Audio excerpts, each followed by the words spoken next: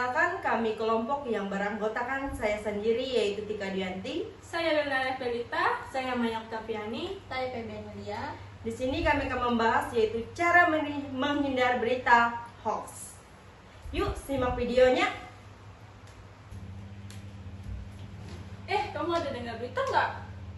Berita apa tuh? Berita hari kiamat. Katanya bulan depan akan terjadi kiamat pada hari Minggu jam 5 sore.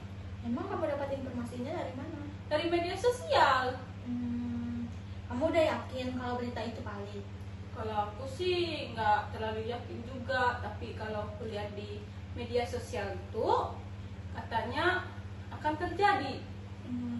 Menurut aku ya, saran aku untuk kamu, kalau kamu dengar berita tapi bukan dari akun yang resmi, sebaiknya tidak kamu persebar luaskan, karena seperti yang kita tahu pada saat ini kan banyak pasal-pasal yang mengenai penjaratan penyebaran berita hoax. Sebaiknya kalau belum jelas dan belum valid jangan disebar luaskan. Oh ya udah kalau begitu, terima kasih untuk sarannya.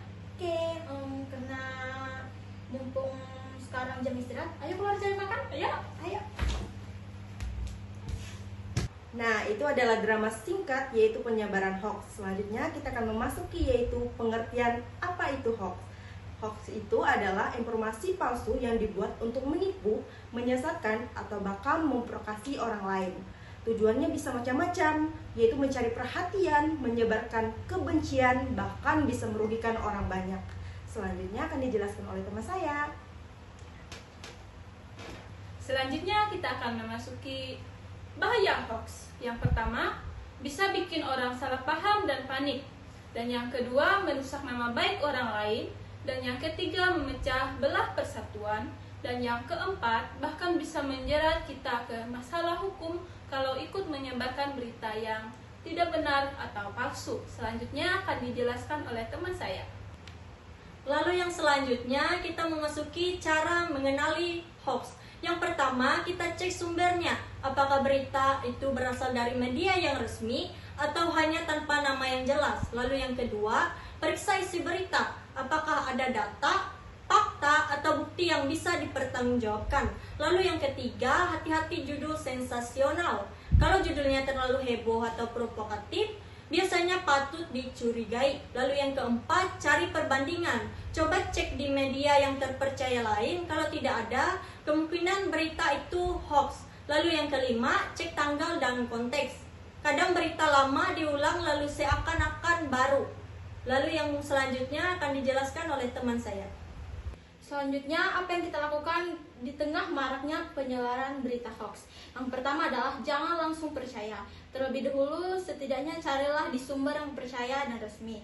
Yang kedua, jangan asal sebar. Yang ketiga, diskusikan dengan orang yang sudah paham dengan berita-berita yang tersebar di luar sana. Dan yang keempat adalah, kalau terbukti hoax, hapus dan ingatkan teman atau keluarga untuk tidak menyebarkan atau menghentikan penyebaran berita tersebut. Yuk teman-teman, kita harus ingat sekali kita menyebarkan hoax, Dampaknya bisa luas. Yuk jadi generasi yang cerdas Dan bijak dalam menggunakan media sosial. saring sebelum sharing.